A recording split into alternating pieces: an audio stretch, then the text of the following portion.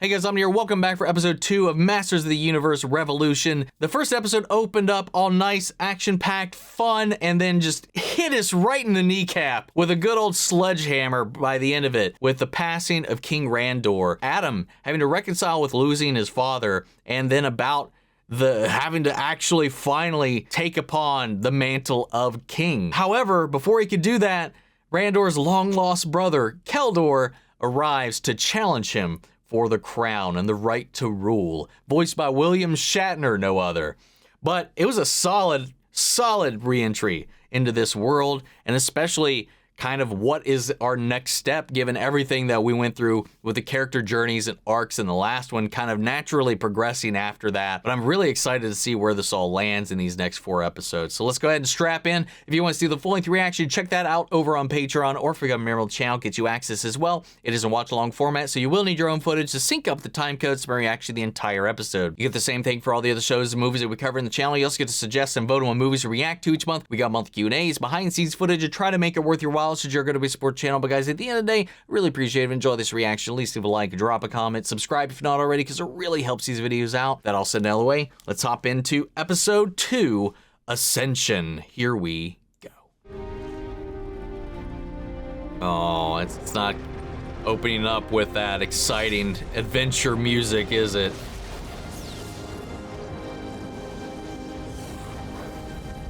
The logo changed again. Careful! If anything's even a micron out of place, Father will know. We don't want to make him angry. Aww. Aha! Found it! Father's secret stash! Of what? Oh, I thought that was Adam. No, it's a young Randor. You promised his mother, Miro, on your name and honor to send the boy home when he came of age. He is my blood. But not your heir. What waits at court for the bastard son of a king, except the agony of watching his younger brother wear a crown denied him by his parentage? In Anwat Gar, he would have a chance to flourish. Here, he will always be second to his younger brother, until Randor produces an heir to make him third. Oh, wow. Which is kinder, my love? Keeping him close, condemning him to a life in service of a crown that by divine right should be his? Or sending him home, a home where he can build a life, out from behind the shadows of kings. Wow, this is making me sad, dude. Holy shit. Coming in with the 1-2 punch. I was gone within a week. After I was returned to Anwatgar, now I do hear William Shatner. I thought my death would make things easier for your grandfather. And for Randor. So he blamed himself for what happened. Randor always took responsibility for everything. So I guess he was born a king. Back then, I wouldn't have accepted the crown. You're the firstborn son of King Miro. It was your right. But not my duty, and certainly not my desire. Miro's blood may flow within me, but it's Sorceress, my mother's blood, our blood, that made me the man I am today. I'm no politician either. Just a warrior. Yet soon to be king. A sizable burden for just one man. Even a man of your strength. My father believed that no one man should carry both sword and scepter. He felt that having that separation between king and champion was the will of the power itself. And what do you feel? Confused. Why would the power reveal itself to me if I was only ever destined to give it up? That's a good point. Still, Eternia needs a king. And a champion. Let's go. I love his dumbass smile, man. Mom. I'm okay, Adam. He-Man, I mean Adam, King Adam, Your Majesty, we have trouble. Smooth. Yeah, what do we call you right now? Us. All the things. Skeletor.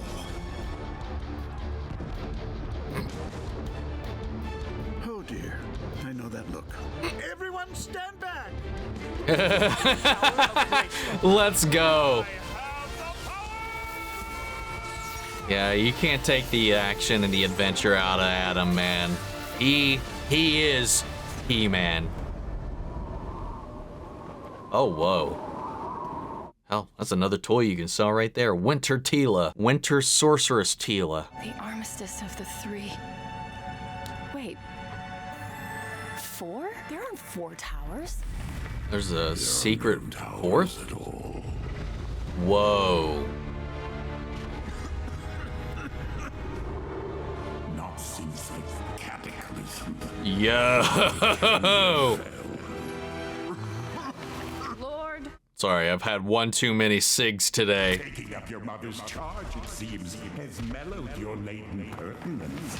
Oh, I know this voice. I'm actually on a mission to help him. Well, his spirit, really.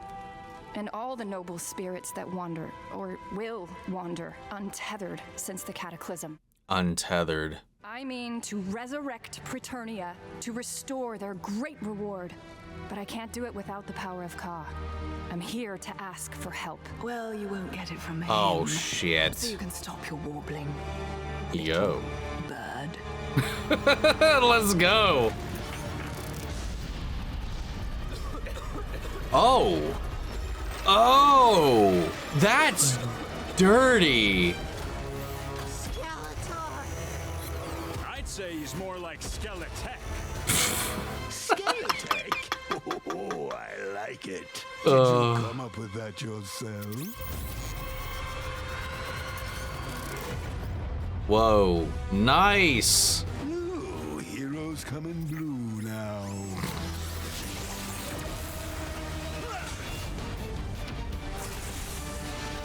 That all you got? Hardly. Oh. How is he doing that? It's to be undone, right? Smoke bombs. They're laced with some sort of nanotechnology. Yeah, probably not. Wait, I don't want to hurt you. Oh! Whoa! Long ago, Eternia embraced only technology. Dude, I love the sound design on just his like running. You really hear the weight.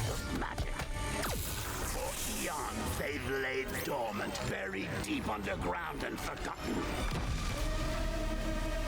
Whoa. Oh, great. Behold!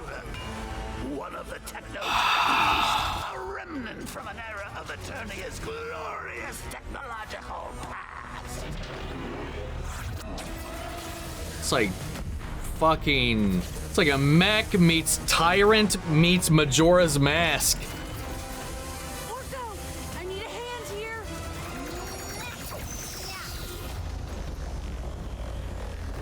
You could have also just moved, because you clearly weren't doing any... Jesus! He-Man? I have a plan. That's far enough. Perhaps. But I do so enjoy excess. Just remember, He-Man, today was but an opening salvo from almighty Motherboard. Wow, that is grim. Oh! Oh, he's immune. God, oh yeah, and the father and daughter last season too, that got offered up. Battle Cat, bring it down. Orko, we need to keep that thing still. Whoa. With these modifications from my Gar wristband, we can use your blaster Oh. to upload the Titan's self-destruction sequence. Oh, there we go. His You'll want to aim for the central processor. It should be... Let me guess. Is it the big red eyeball? That's the one. nice. Yeah, dude, he's showing his leadership skills right here. I don't know how much longer I can hold him. The sword.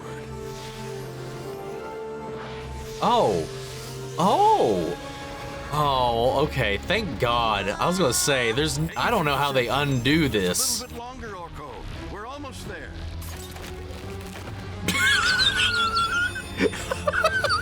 That was a little goofy. Oh, come on. We're so The close. upload didn't complete. Hey, man, I've been there. Getting right to the end, and then it just... internet cuts out, something happens, and you gotta start all over again. Emotep. Emotep. Jeez! Yeah! I'm redirecting the rest of the self-destruct sequence to your blaster. We just need one clear shot to finish the upload. If anyone can make that shot, it's you. Love that faith, but this also... I don't know, maybe I'm just being cynical, or maybe I've seen too many other things that have done similar things. This feels orchestrated. But I don't know if he would be in league with Skeletech and the motherboard cultists. Are you all right? You gotta do that a couple more times out there, man.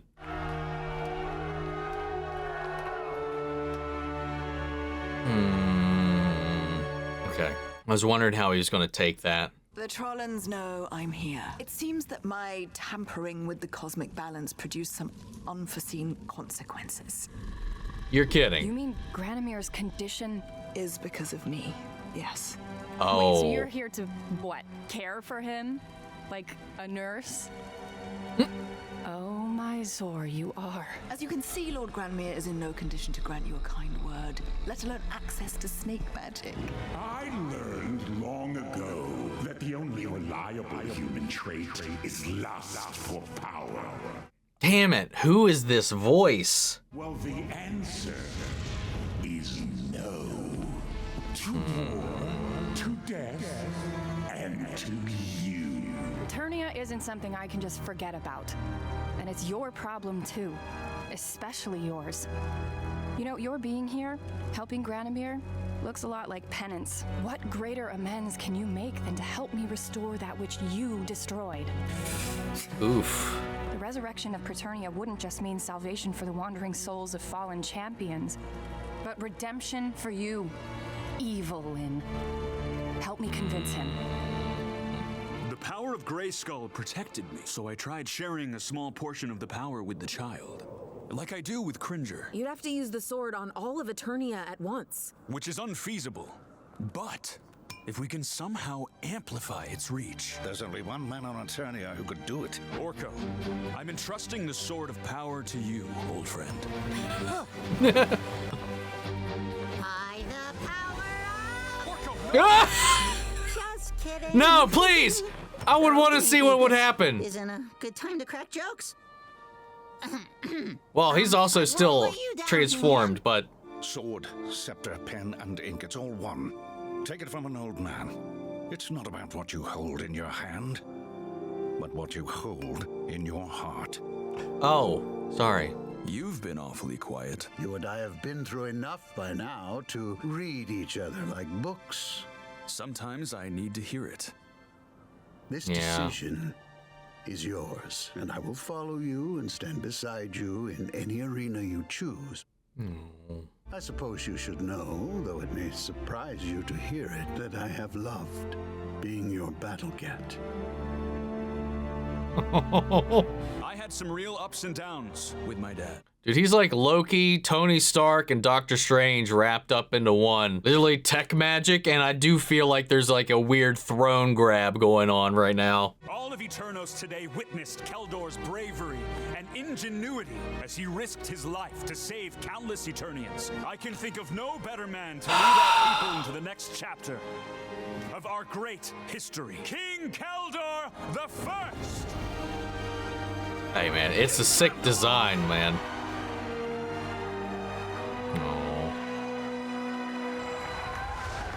Yeah, there it is. God damn it. I mean, it was quite obvious, but part of me didn't want it to be true. For the last time, the answer is no. Pretty, please? Let me make this painfully clear. You, Granimir, are as good as dead. I've already made peace with the fact that my soul shall wander time and space, untethered. And it's not James Wong, is it? You spent centuries hating humans, blaming them for your mistake. Yes, they abused their power, but it was a power that you gave them. Did you really think that you could heal yourself? She's good with from her that words, responsibility by man. hiding in a cave and hoping for the best. I didn't come here to help ease your passing because I enjoy the smell of rotting dragon flesh. I came to earn my absolution, lest my foul crimes pave the way to an eternity of hellish torment in Subternia. It is arrogance unabated to assume the soul of Granamir the monstrous would not face untold horrors of a measure equal to mine. But damn, we man. have a chance, you and I. She should be a lawyer. If the new Sorceress of Grayskull can, with our help, resurrect the afterlife dimension, then Those two look so goddamn sick. The universe isn't finished with you yet, either of you. There's still time to do something good. Let's go. Talk no jutsu. What's happening? Did it work? Are you gonna help? First, a riddle. There's always a damn riddle. Great. A paradox that's blind to mage and king in kind. The more you take, the more you leave behind. Obviously, power. No, not power. The more you take, the more you leave behind. Love. The answer's footsteps. Oh. The staff's must come to it. She'll need training in Ka and havoc. Leave that to me. What about the fourth tower she mentioned? Is that not? I don't know.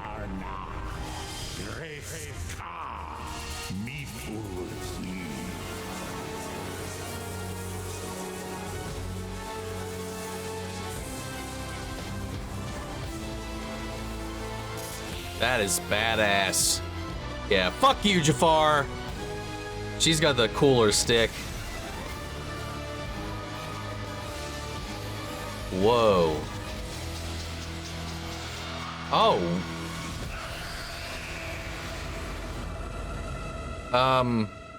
She gonna get a new form for each power? Hapless fools suspected nothing. Oh, god damn it. It was a play. Yep, damn it. Well, shit. Oh, that would make sense too, because he's like all about tech. Queen and king speak of the devil. Oh, my exalted one. I am certain you mean the devil. Oh. Oh. Oh. Long live the king.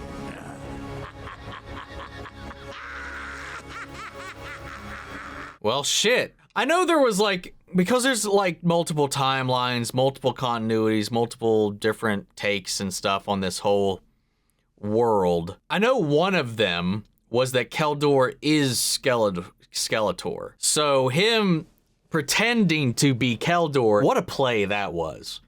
Because that would honestly work on Adam. He's being a little more conniving this time around. We'll see how that goes. There's that extra processing power, helping him come up with some plans that aren't absolute shit.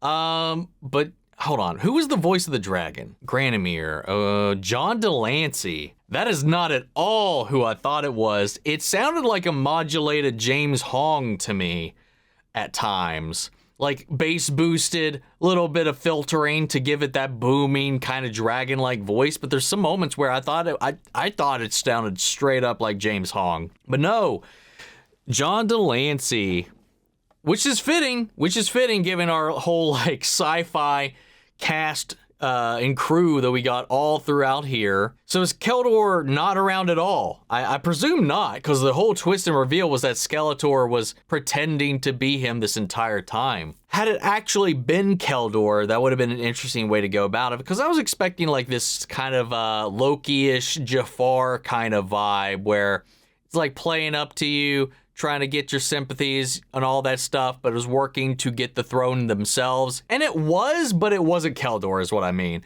It was somebody pretending to be Keldor who was using that to get at Adam because that story would work. And I'm wondering though, if they'll go the route of Keldor is, because he said, hey, another blue guy, or whatever he said, whatever the line was. Heroes come in blue, as he said. Maybe that's a little bit of a joke or little play on that, or if they'll go the Keldor and Skeletor route or not. But I wonder if the actual Keldor, if that's not the case, if they're not doing that, they are the one and the same thing, if the real Keldor will come into play. I like Teela's journey to kind of try to heal Preternia and not just be Sorceress of Grayskull, but she's going to become Sorceress of everything, bringing all of the ideologies together, all of the powers together, so that she can bring back Preternia and give everybody their eternal reward. Kind of answered my question from the last episode, is what happens to these souls now if there is nowhere to go? Like, we know, like, terrible souls will still go to Subternia. They said that as much here. But those souls that have passed that would not go to Subternia have nowhere to go. So they're just out there, floating around aimless, lost. You know, she traded her Falcon duds for this Cobra getup, which it looked pretty fucking sick, man. I'd love to see her Havoc one once we get there. And is she gonna, like, once she has all of the powers, is she gonna have a completely new transcendent look? I mean, this show was all about the toys back in the day, and it does seem to kind of follow in that suit with all the different outfits. Everybody's got a new look every now and then. You're like, there's always like a trade up, a glow up, a change of costume for everybody along the way at certain points. Hell, we got 2 Teelas this season alone so far, 3 now. So like, I like seeing those elements to it. And if we do get that kind of like dress sphere change up each time she accepts or is gifted one of these powers, I'm excited to see what that looks like. And then if she will have this like avatar-like combination of all of them. And I love the way that they're following suit on this like invasion of technology, this infection, how it's just seeping into their biology. Quite literally, it's this chemical warfare kind of thing. And the power seems to be immune to it. So when Adam got a little bit splashed on him, it immediately burned away. So he's protected by it. So now the goal is to figure out how to mass heal everybody. He's able to do it one at a time with the sword, but so many people are now infected,